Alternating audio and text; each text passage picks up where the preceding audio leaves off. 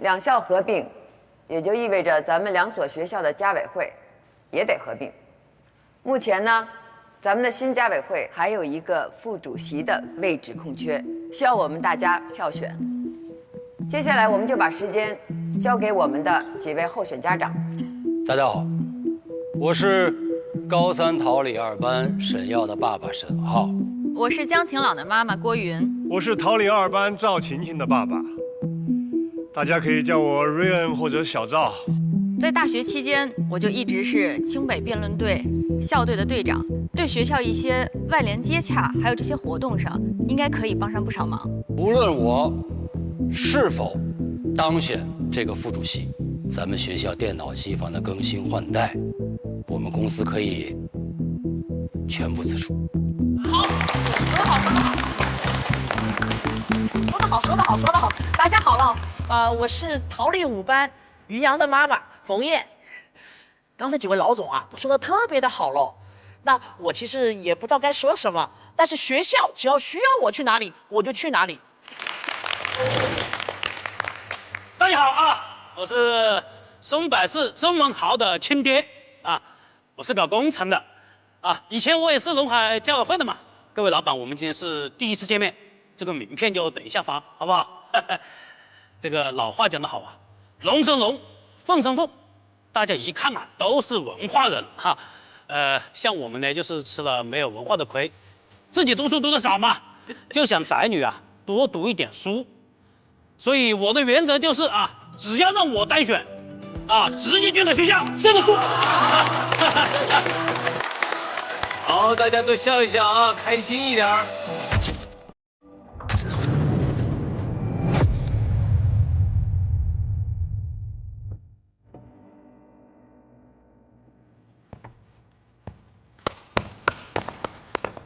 欢迎回来，各位。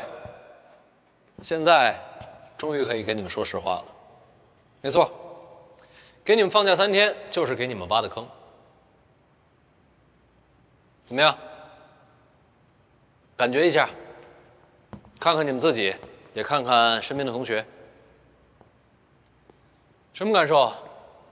是不是跟集训的时候不太一样了？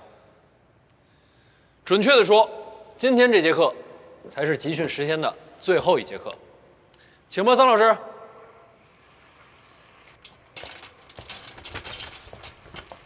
还记得在手机阶段那堂课上，让你们填写一张家长在休息日的作息表吗？同样，我也找了桃李5班的5位同学，也填了这张表。为了方便对比，桑老师已经帮你们做了扇形统计图，咱们看一下。这5张是桃李5班的，绿色代表学习和工作时间，橙色代表运动时间，红色代表休闲和娱乐时间，看电视、玩手机、打游戏都算，白色代表睡眠时间。这5张是你们家长的。还记得我之前给你们留的那道思考题吗？在学习习惯上，桃李班和松柏班为什么天差地别？这就是答案。什么意思？这跟家里有什么关系？当然有关系了。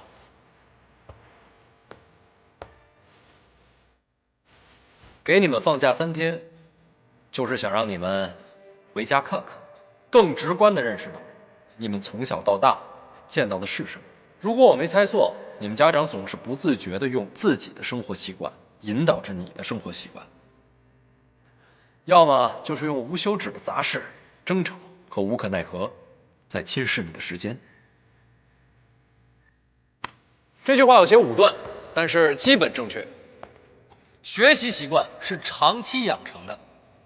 桃李班之所以珍惜时间，甚至抢夺时间，因为他们的父母就是时间管理大师，全力工作，善于学习，懂得规划。考上名校对于他们来说并不是最终目标，甚至只不过是人生标配。所以桃李班更加不敢浪费时间。等等，那我妈是个超级工作狂，我爸虽然没那么变态，但他也很自律啊，为什么我就学不会呢？家里有2个精英固然是好事，但他们立场一致吗？如果他们相互对抗、互不相让，你从小接受的指令都是矛盾的，正所谓正正得负。行啊，说白了还是拼爹拼妈呗，龙生龙，凤生凤那一套。姓雷的，这是他们自己选的，他们要赚钱养家，要活下去。你这么说他们，公平吗？没错，我这么说，对他们不公平。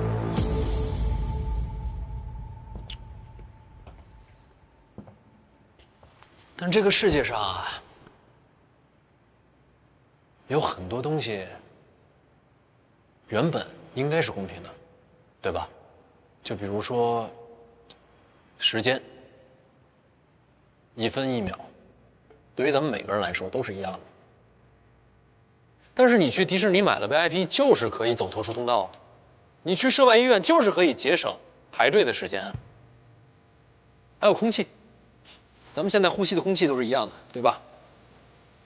但假设你家装了新风系统，他们家没装，你们呼吸的是一样的空气吗？没错，这个游戏很不公平。但想要建立公平，不是靠你在这抱怨就可以的。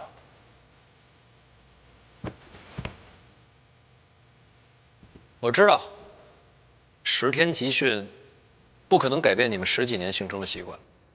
我也知道你们不可能一辈子待在学校里被我看着，不论我没收你们多少次手机，纠正你们多少次习惯，只要你们回了家，72小时以内全废。所以那个真正能够改变你们的人，不是别人，只能是你们自己。以下是这堂课的结论。程雨山，你不是想逃离原生家庭吗？就从逃离你不认可的观念开始。李然，你不是抱怨不公平吗？你牛牛先给我把这个不公平的游戏打穿了，等你段位够了，再去建立你理解的公平。诸位，接下来的1年里，你就是你自己，不属于任何既定习惯，不属于任何人。在学习这件事上，离开你的父母，离开你的家庭，离开你的习惯。龙生龙，凤生凤。但请给我记好了，后面的内容你们可以自己填空。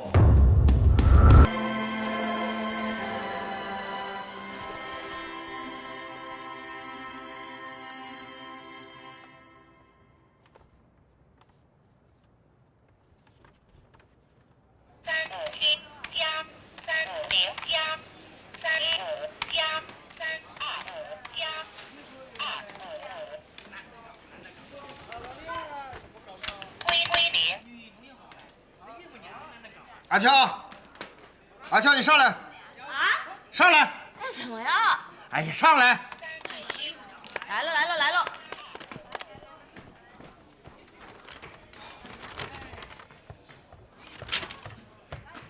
干什么喽？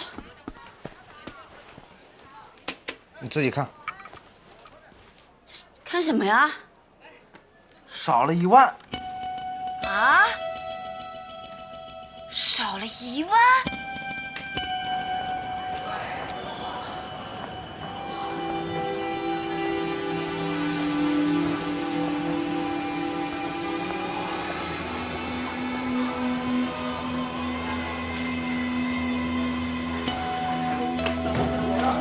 走。雨珊回来了。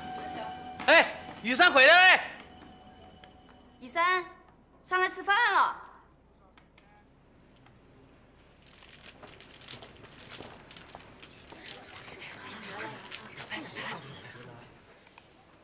什么钱？就是那个寂寞清账嘛，少了1万块钱。我们呢，是担心你被骗子骗了。你要是没拿，你就说没拿了，你爸他不能冤枉你了。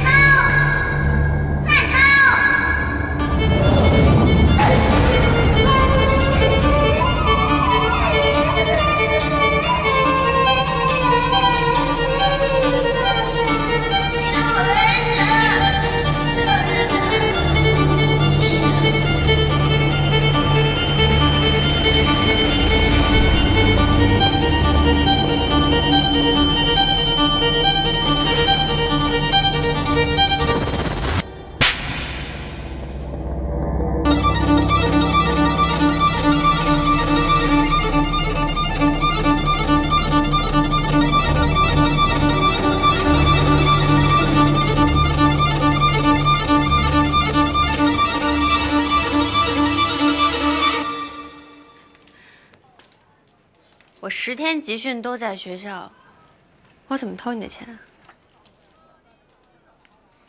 放假3天，不都在家待着吗？再说了，谁知道你是不是真的去集训了？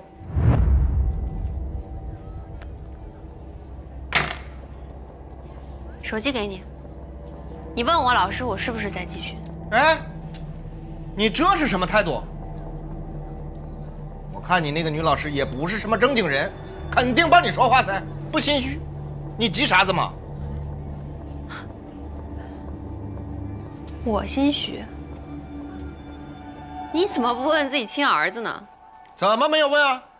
他说了不是他拿的，他一个初中生要那么多钱做啥子？哎呦，好了好了，先认个错。周伟峰，你弄那么多监控摄像头，不知道干点正事儿啊？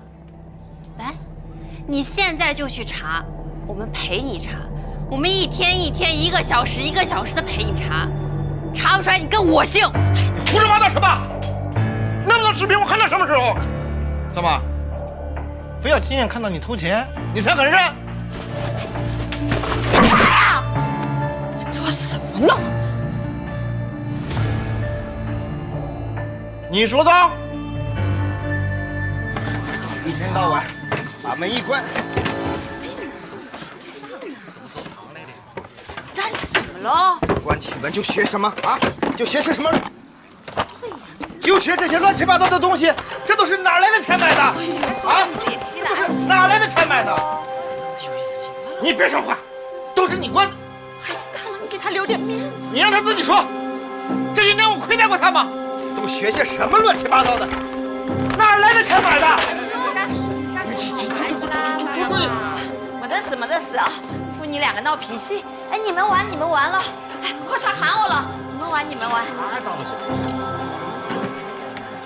床底下别忘了，不方便蹲下，我帮你。哦，有意思。听到了吧？啊，听到了吧？就这么跟我说话呀？当初如果不是我，他们母女俩还不知道在哪条街上喝西北风呢。是噻，人家伯哥啊，把你当亲女儿养，做人呐要知好歹。哦，莫干倒，打败喽！雨珊啊，赶紧给爸爸道个歉喽！他不是我爸，我爸早死了。好，你也不要住在这里了，我供不起你。求你，别说话，拿上东西，走，现在就走。现在走。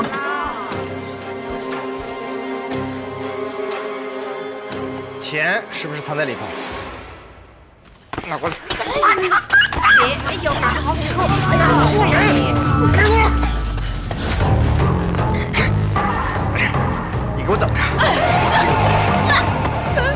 我就看看这个钱到底在不在里。你给我闪开！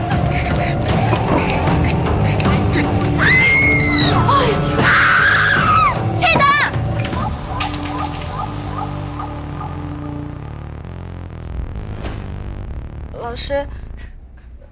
老师让你回一趟学校。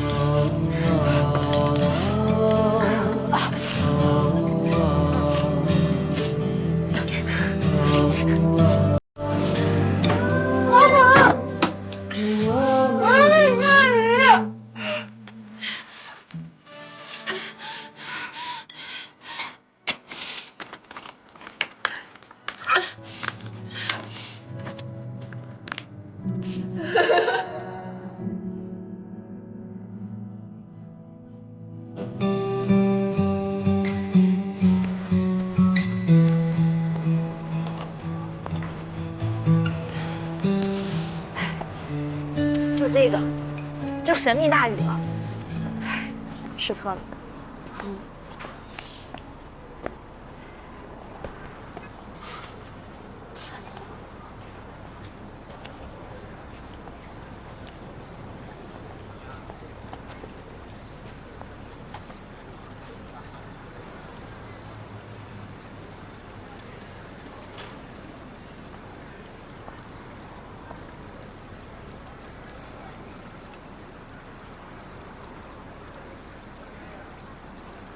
7岁那年，是我第一次来新州。当时我爸给我买了条鱼，这条和这条很像，我给它起了个名字，叫苏菲。第2天回老家的时候，坐的是大巴车，我在车上抱着它一路，我都没有舍得撒手。当时我就在想，苏菲啊，一定是我们那个地方最好看的一条鱼。可结果你猜第2天怎么着？苏菲第2天就被野猫给吃了，只剩下了一条尾巴。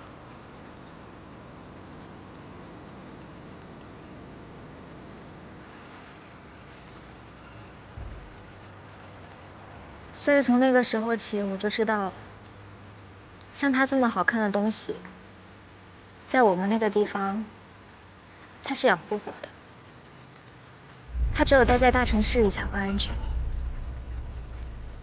哪怕被人说、被人比、被人看不起，就算是拼尽了全力不让别人讨厌你，我也想要留在这里。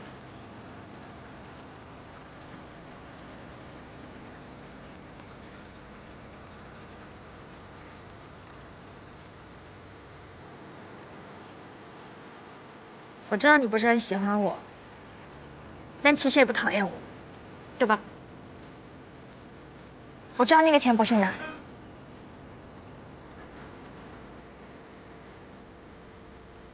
为什么？没有为什么，我就是相信。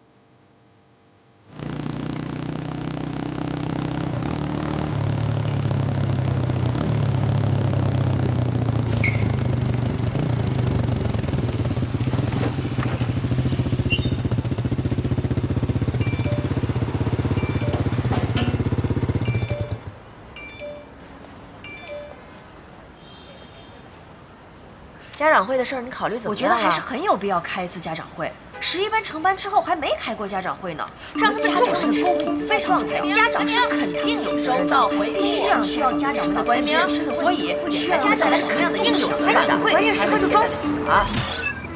收到回复，雷鸣，雷鸣，雷鸣，雷鸣，姓雷的。雷鸣，雷鸣，雷鸣，雷鸣，雷鸣，雷鸣，雷鸣，雷鸣。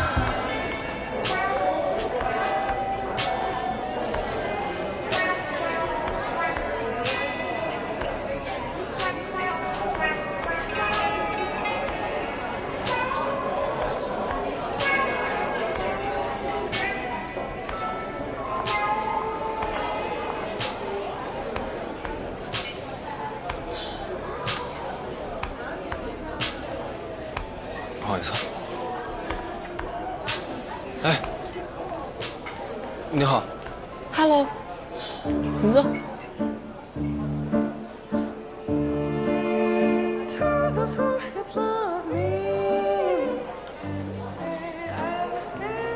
所以你就是我大姑给我介绍的相亲对象的闺蜜啊？那所以你就是职场 PUA 我闺蜜的那个反社会人格？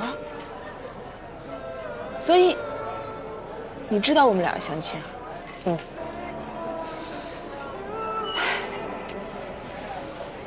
白露给我看了她要相亲的照片，说实话 P 的有点过分了，但是还是能一眼看出来某人的。我呢，就是心怀善意，想要给二位提个醒，但是这个姓雷的整整1天没有回我微信了。不对呀，不对啊！我跟他相亲，你不是应该提醒我吗？我提醒你了呀，我这不老师已经是下班时间了，有什么工作问题，能不能明天再聊呢？这事儿真拖不了。哎，你记不记得集训的时候，有一天我让你们画了那个房子、大树和人？就特别缺心眼那个游戏啊。缺心眼。你看这个，看出有什么问题了吗？你看啊，画面整体偏下，说明他善于隐藏内心，非常不安，想要的东西必须紧紧抓在手里，心理防御极强。房子代表个人的成长和家庭的关系。你看这个房子封闭无光，充满敌意，尤其是对家庭。双羽山。对，你再看这个，这个。稍等一下，两位老师，我知道你们没有什么情商，我可以理解，但是拿我当空气是不是有点过分了呀？没有啊。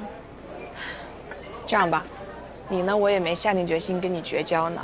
对这位反社会人格的小哥呢，也确实没什么兴趣。这样啊，你们2个好好在这 battle， 我呢先去隔壁嗦一碗粉儿啊。这样，有什么事儿给我打电话啊。他欺负你的话，我意思。这张房子和人全部都是单一的线条，人面向房子，说明他很努力的在和家庭交流，有习惯性讨好与付出的倾向。这我都看出来了，别想小。上道了，差不多是这个意思。再看这个啊，这个宇阳的，我真是找了好久，我才发现，人在窗户里。什么结论？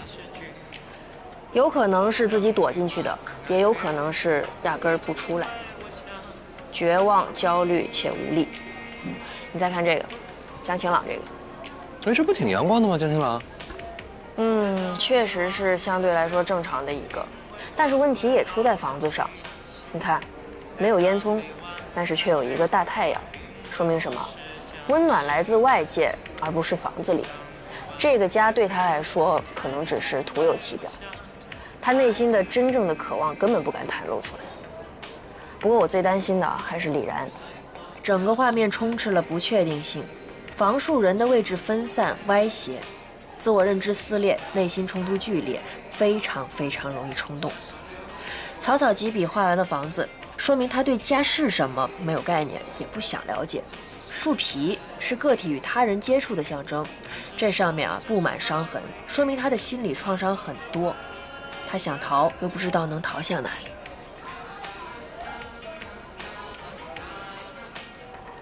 所以呢？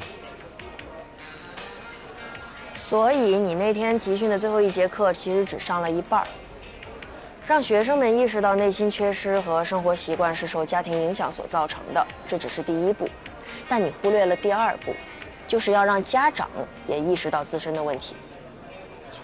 我今晚来呢，也不是征求你的意见，就是通知你一下，我得开个家长会。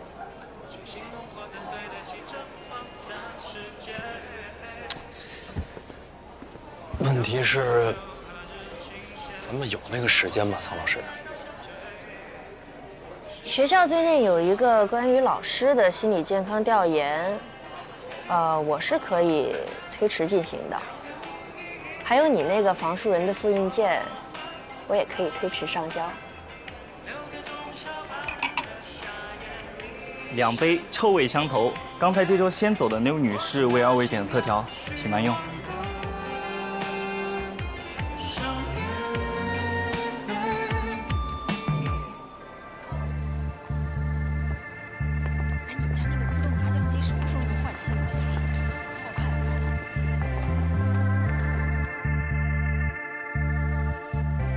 好好的学生不可靠，靠我们家长做么子咯？既然是家长会，那主角当然是家长，不是学生喽。桑老师，如果要考试，为什么不提前说一下？我们也能准备。不需要准备什么，我这儿就2道题，希望大家能仔细思考，认真作答。第1道判断题，我认为我是一位合格的家长，觉得是，请举手。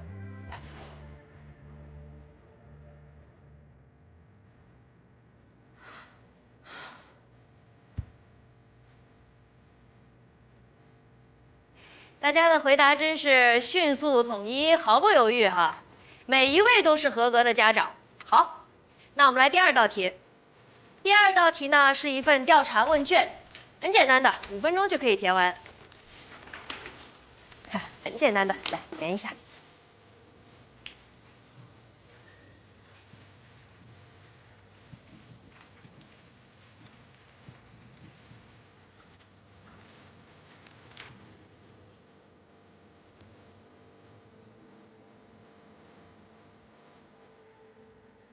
都填完了，好，谢谢大家的配合。我呢是学心理学的，也是做心理咨询的。这份调查问卷呀，就是给我们提供一个线索，能够帮我们归纳总结出几种家长类型。不建议对号入座哈，但是欢迎反省思考。第1类，过度竞争型家长。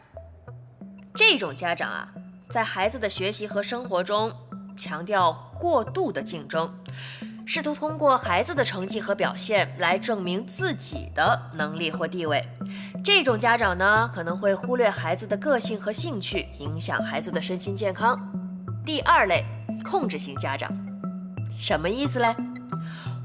完全按照自己的想法去教育孩子，干涉孩子。大到人生规划、学习选科，小到生活习惯、穿着打扮，恨不得孩子能够完全按照他的想法去执行。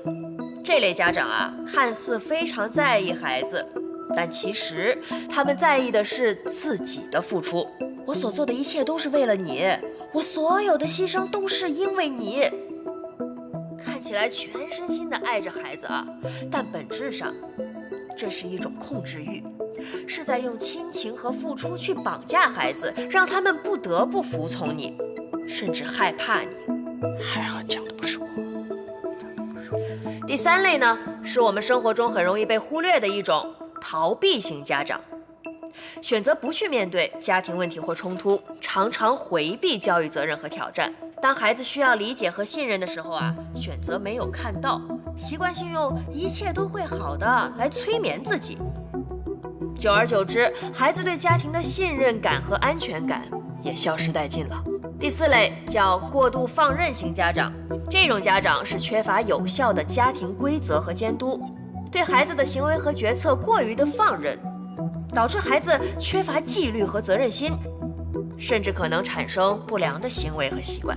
桑老师，您是希望我们自己对号入座呀，还是未雨绸缪？我说的当然不是在座的各位哈，但是呢，我也想跟大家分享几个我在之前的问卷积累中出现的具体案例。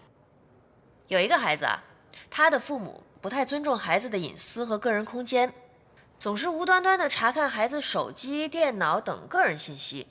有一天，这个孩子呢，终于受不了了，离家出走了，到现在还漂泊在广州打工呢。还有的就是一位母亲在亲戚的聚会中，听到自己的孩子被冤枉时，选择了沉默，不做回答。在丈夫对孩子进行责骂时，没有及时的制止或者保护自己的孩子，让孩子感到被背叛和无助。这个孩子转身就跳楼了。哎呦啊！这孩子不完了吗？其实今天这场考试啊，从你们成为家长的第1天就开始了。当然，我也不是指责各位的意思啊，只是希望大家能够借此思考一下：当你自以为是一位合格的家长，信心满满的交了卷，但其实每道题都错得离谱。那我们应该怎么做，桑老师？那要是这么讲的话，我们家长都成大灰狼了哦。老师这样讲话，是不是太片面呢？张老师没事，有话你就直说。怎么做？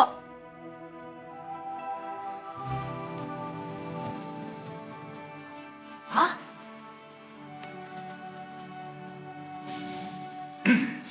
没错，就是字面上的意思。从今天起，不要过度关心你的孩子。纪伯伦在上上个世纪曾经说过：“你的孩子不是你的孩子，他只是借助你来到这世界，却不是因你而来。”老纪这话说的没毛病，我再补充几点啊。首先，不要总是在家里试图指导你的孩子，因为他可能比你聪明多了。不信的话，各位可以做一做模拟卷试试。其次呢，不要对孩子做过多的安排，也不要过度的担心他们，因为他们也许比你更加成熟、更坚定、更独立、更自律，也许还有更多你们所不知道的优秀品质。最后呢，千万不要把你们的关心和他的好成绩、好前途绑定在一起，更不要用亲情去试图绑架你的孩子。未来的1年里，你们的孩子每一天都像在打仗，在这场战役里边，也许他们真正所需要的，并不是各位之前所想的。今天这场考试就结束了，但是不用担心，从现在开始，每一天都可以补考。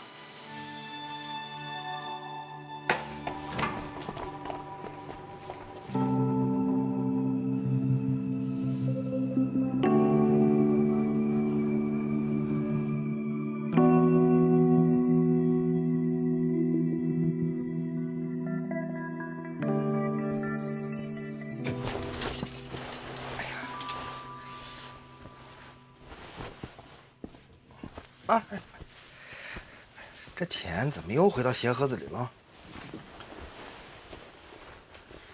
看来啊，真是委屈一晌，真不是他拿的。这可说不好，也许是他心虚自己放回来的呢。你说，会不会是薛安在拿的了？你拿到钱的那天，我看他慌慌张张、鬼头鬼脑的。你现在是怀疑你自己亲生儿子喽？妈，吃饭了吧？饿死了。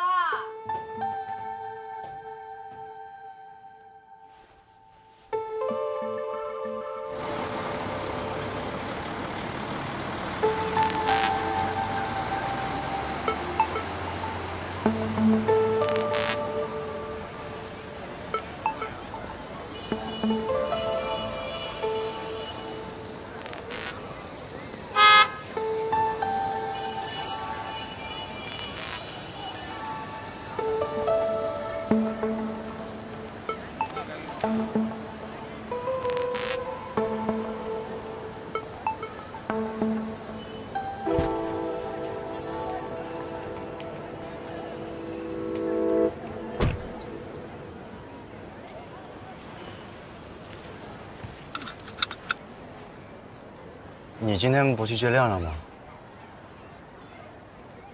帮我说个地址。月丽湾8号。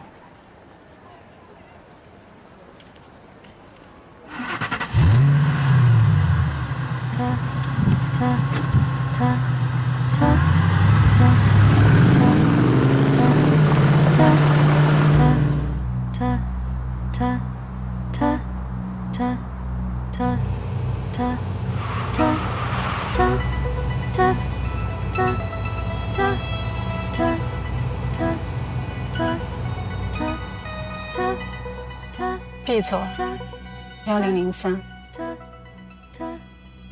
你上去问问你爸，今天你过生日，他晚上回来吃饭吧。能不能不去啊？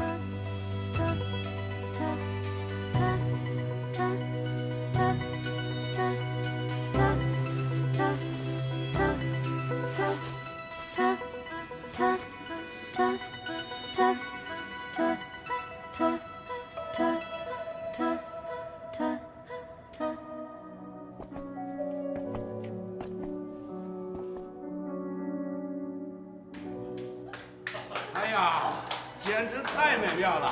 大才女，要不再来一首《肖邦》，这是你和阿浩的定情曲吧？沈总啊，都要为你特意开这个音乐会了，你就别矜持了。小薇，千万别听他们胡说八道的啊！就算是要谈，那也得是4手联弹。行了，来，4手联弹。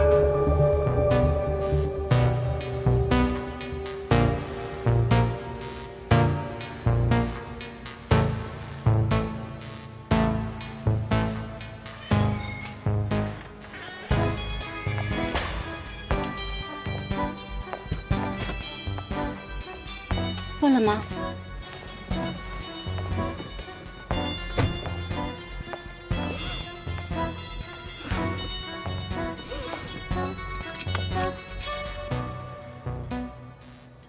你爸什么反应？没什么反应。你女儿多大呀？有25吗？干什么的？差不多，好像是做音乐的。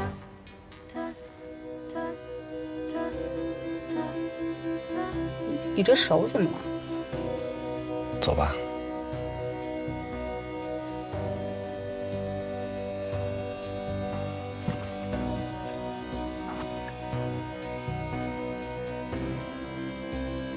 你爸可以，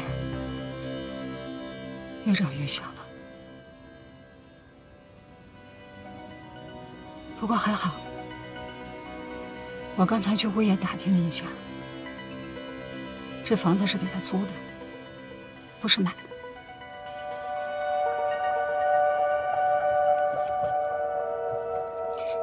你信不信？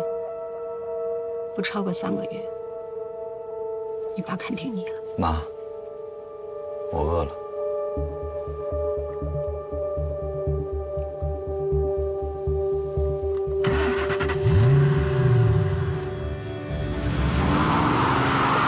生了噻，生日快乐！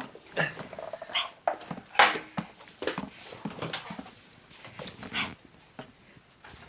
趁热吃，长的熟面不能端了。好多肉啊！不能端喽，吃下去。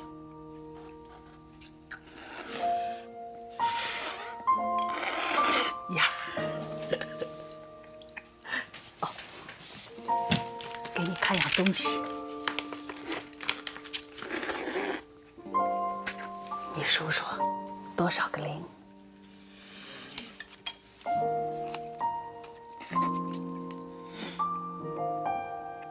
都快6位数了。这都是我从拿缝里省出来的。老家的房子租给人家当仓库了。你以后不要总想着攒钱，专心念书，好好考试。我们以后的日子啊，肯定会越过越好的。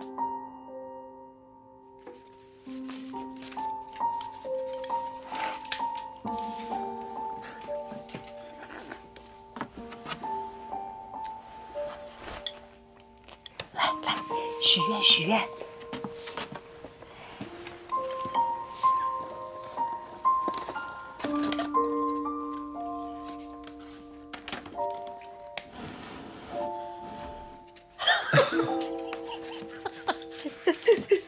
我给沈耀买蛋糕，买大送小，他们以为送给我的，一样的，吃到肚子里是一样的。